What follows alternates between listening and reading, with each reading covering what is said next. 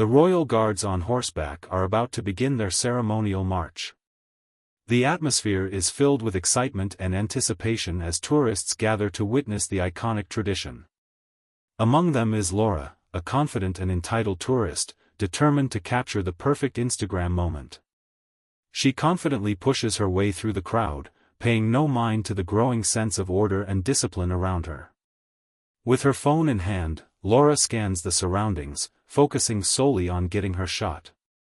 Surrounded by the usual hustle of tourists, she stands out with her sharp, dismissive attitude, more concerned with how many likes her picture will get than the significance of the ceremony taking place. Ignoring the subtle signals from those around her, she steps forward, directly into the path of the royal guard's marching horse. The tourists nearby exchange glances, unsure of what to make of her bold move, but Laura remains oblivious. She smirks, sure that the guards will simply go around her for the perfect shot. She doesn't respect the tradition or the rules that govern the ceremony. She's unaware that the guards, committed to their duty in the military traditions they represent, will not bend for anyone, no matter how much they think they deserve it. As Laura continues to position herself in the middle of the path, the royal guard's approach becomes more imminent. The sound of boots marching in unison, along with the occasional drumbeat in the distance, signals the beginning of the changing of the guard. The tourists surrounding her exchange worried glances as they watch her stand directly in the guard's way. One local man, who had noticed her arrogance from the start, steps up with a polite but firm voice. "Excuse me, miss, you might want to move back. The guards are coming through, and they won't be able to stop," he says, trying to gently steer her out of the way. Laura looks at him with a raised eyebrow and dismissive look, but she doesn't move an inch. She's focused on her phone, adjusting angles to capture the perfect shot of the guards. "I'm fine, thanks," she mutters, barely acknowledging his warning. Another voice joins in, this time from a mother holding her young child. "You should move back. The guards can't stop for you," she says in a soft, concerned voice. Laura brushes off her concern with a quick wave of her hand. "I'm not moving. I'll take the photo, and then I'll be gone." She doesn't even look up from her phone, completely oblivious to the discomfort she's causing. A few other tourists look at each other, wondering why she's not listening. The crowd starts shifting uneasily, but Laura remains glued to her spot, sure that everything is under her control. Laura mutters to herself, her voice low but loud enough for those around her to hear. "This whole ceremony is such a joke. People actually think these guards are doing something important. They're just soldiers in fancy costumes, pretending to be a part of history," she scoffs. She adjusts her sunglasses, still not budging from her spot. She looks around at the other tourists, noticing their eyes on her, but she doesn't care. Honestly, people these days don't know how to take good photos. They're all just standing in line for the show. "I'm here to get a real picture." Her smug grin widens as she angles her phone to capture the perfect shot, ignoring the growing tension in the crowd. Around her, the mood is shifting. A few tourists, now visibly uncomfortable, begin to step back, whispering to one another. They exchange glances, but Laura is too self-absorbed to notice. The local man who warned her earlier takes a step back, shaking his head slightly. The mother, holding her child's hand, whispers, she's not going to listen. Others start to murmur amongst themselves, unsure of how to handle the situation. Some of them glance nervously at the guards, whose march is growing louder, while others look at Laura, wondering why she's being so disrespectful. But Laura stands firm. She's convinced that her place is right where she is, directly in front of the royal guard's path. "They'll move around me," she tells herself. "It's just a little photo, and I'll be done in a second." She doesn't realize that the guards are not a part of some tourist show, they're soldiers with a mission, and they won't bend for anyone, no matter how much they think they deserve it. The sound of the drums grows louder, signaling the imminent approach of the royal guard. The ceremony is about to begin in full force. The tourists around Laura shuffle back, trying to avoid being in the way, but Laura stays put, smirking to herself. She adjusts her phone again, making sure she's positioned perfectly for the shot. The crowd now falls silent in anticipation as the rhythmic march of the royal guards grows closer.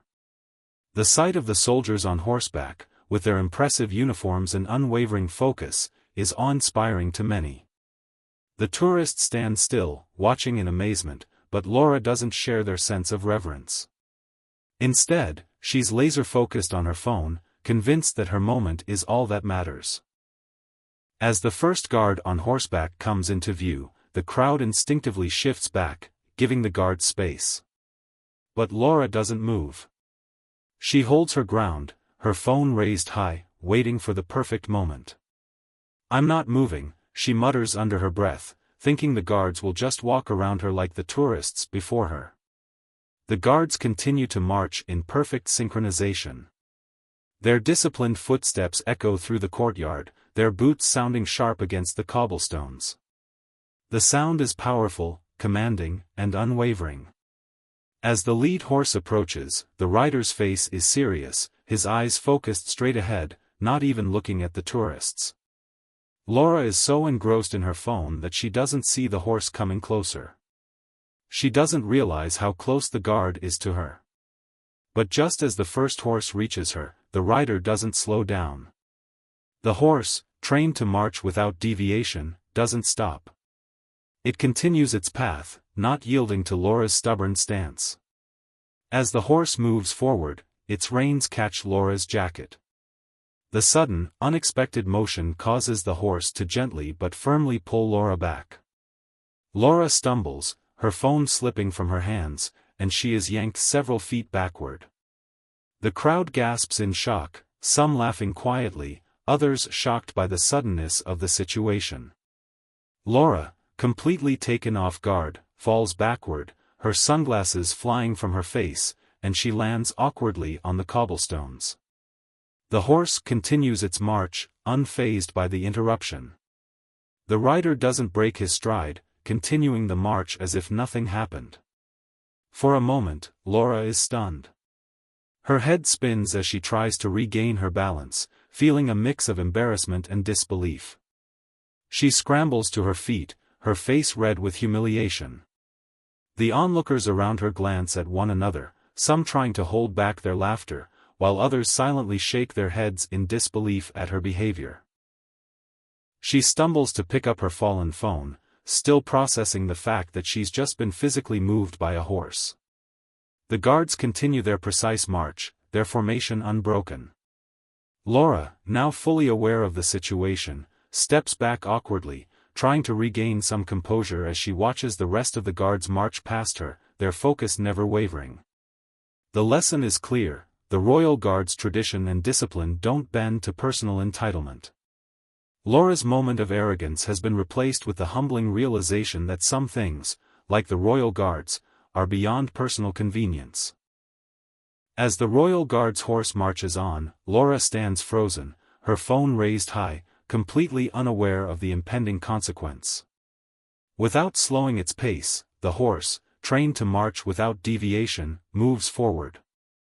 The reins catch Laura's jacket, and in one swift motion, the horse tugs at her clothes, dragging her several feet backward. The crowd, which had been eagerly watching the ceremony, now erupts in stunned silence. Some tourists gasp in disbelief, their eyes widening at the unexpected scene unfolding before them. Others quickly pull out their phones, eager to capture the shocking moment for their social media feeds. The sound of the horse's hooves pounding against the cobblestones drowns out all other noise as Laura, caught off guard, stumbles backward. Her phone slips from her hands and lands on the ground, and before she can regain her balance, she falls unceremoniously onto the cobblestones. The horse continues to march on, completely unaffected, its disciplined gait unbroken as it moves past Laura. The guard riding the horse doesn't break his focus, continuing the ceremony without acknowledging the disturbance. It's a moment of military precision, an unspoken reminder that nothing, not even a person's pride or entitlement, will interrupt their duty. Laura, now sprawled on the cobblestones, feels the sting of humiliation wash over her. She blinks rapidly, trying to process what just happened. Her heart races, and her cheeks burn with embarrassment. She's stunned, unable to comprehend how she ended up in this situation. For a brief moment, she lies there, staring at the fallen phone in front of her, unable to make sense of the irony of the situation. The crowd around her murmurs.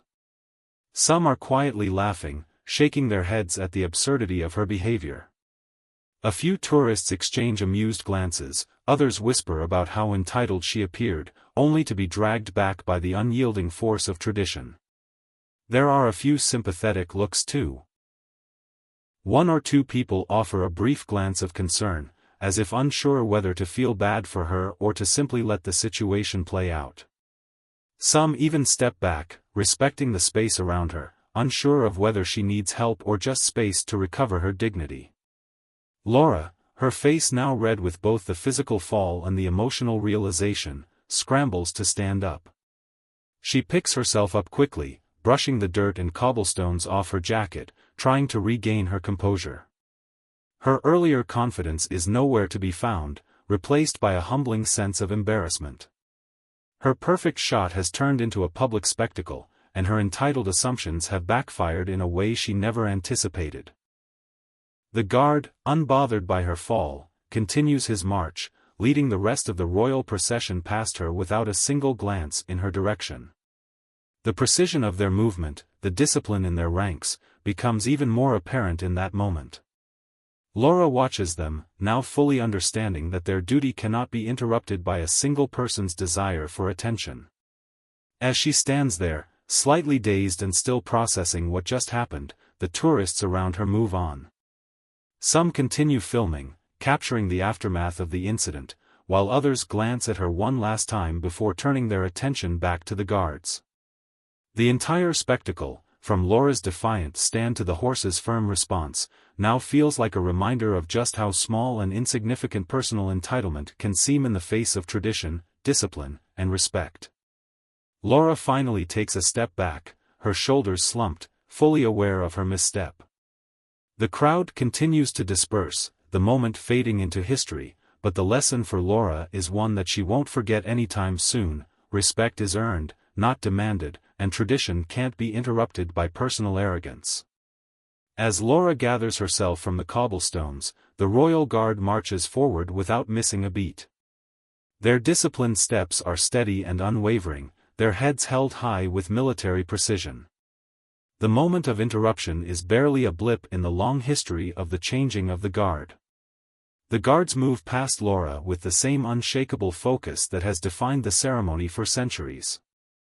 Not one guard looks down at her, they maintain their formation, their duties unchanged by her moment of entitled defiance. The sound of their boots on the cobblestones continues, a rhythmic reminder of the history and tradition they represent. The guard's stoic demeanor only highlights the contrast between their dedication and Laura's momentary lapse in judgment. Her attempt to disrupt their march is swiftly forgotten as they continue on, leaving her behind like a fading echo, her earlier confidence now swallowed by the unmovable tide of tradition. The royal guard's unbothered march is a silent but powerful lesson: respect and discipline are not optional. They are constants, impervious to personal pride or the fleeting demands of the moment. The ceremony continues with flawless precision, and Laura's defiance is reduced to a brief interruption, lost in the grand scheme of tradition and duty. As the royal guard moves past, Laura slowly stands up, her body still a little shaken from the fall. Her face flushes with embarrassment, but she tries to compose herself. She brushes off her jacket, awkwardly straightening her clothes, but the weight of the situation hangs heavy. Her perfect Instagram moment has turned into a public spectacle, one that she'll likely never live down. Realizing that she's no longer the center of attention, she quietly steps back into the crowd, retreating from the spotlight. The tourists around her, once unaware of the royal guard's true purpose, now watch the procession with newfound respect. Some exchange knowing looks, others nod in appreciation for the unwavering discipline of the guards. A few mutter under their breath, their voices barely audible but filled with the weight of the lesson learned.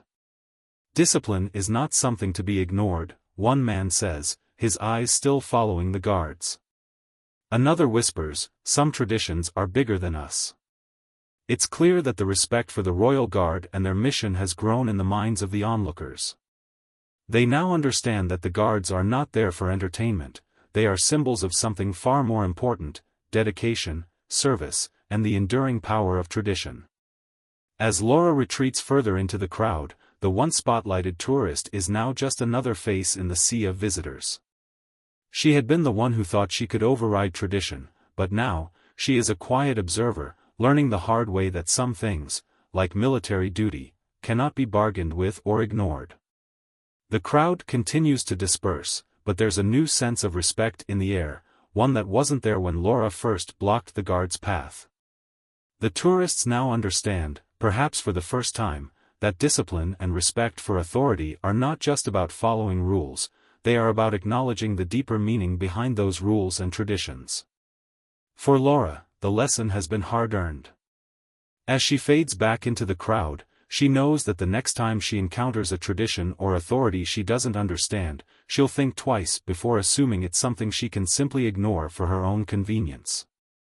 The Royal Guard's march has left her with more than a bruise to her pride, it's left her with a newfound understanding of respect. As the Royal Guard continues its march, Laura stands silently at the back of the crowd, her earlier bravado now replaced with a deep sense of humility. She looks around at the tourists, who are now watching the guards with reverence and respect. The energy in the air is different.